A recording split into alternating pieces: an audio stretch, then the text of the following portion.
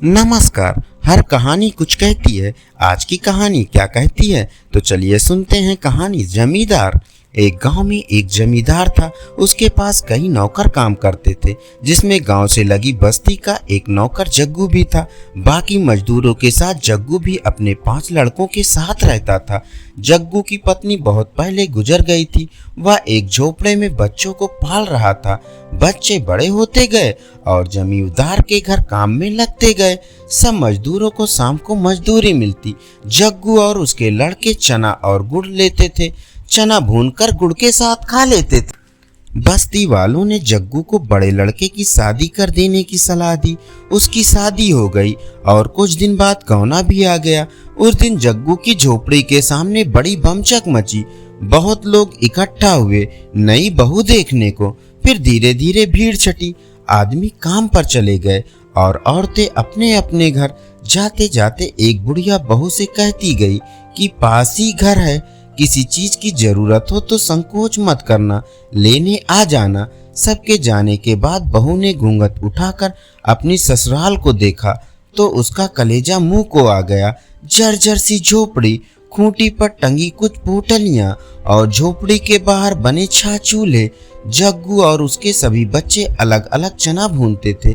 बहू का मन हुआ कि उठे और सरपट अपने गांव भाग जाए, पर अचानक उसे सोचकर धक्का लगा कि वहां कौन से नूर गड़े हैं।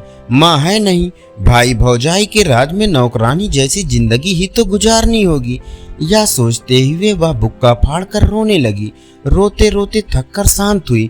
मन में कुछ सोचा। पड़ोसन के घर जाकर पूछा, अम्मा एक झाड़ू मिलेगा?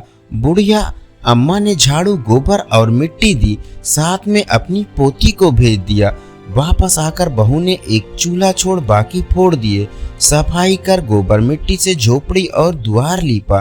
फिर उसने सभी पोटलियों के चने एक साथ किए और अम्मा के घर जाकर चना पीसा। अम्मा ने उसे साग और चटनी भी दी। वापस आकर बहू ने चने के आटे की रोटियां बनाई और इंतजार करने लगी। जग्गू और उसके लड़के जब लौटे तो एक ही चूल्हा देखकर भड़क गए।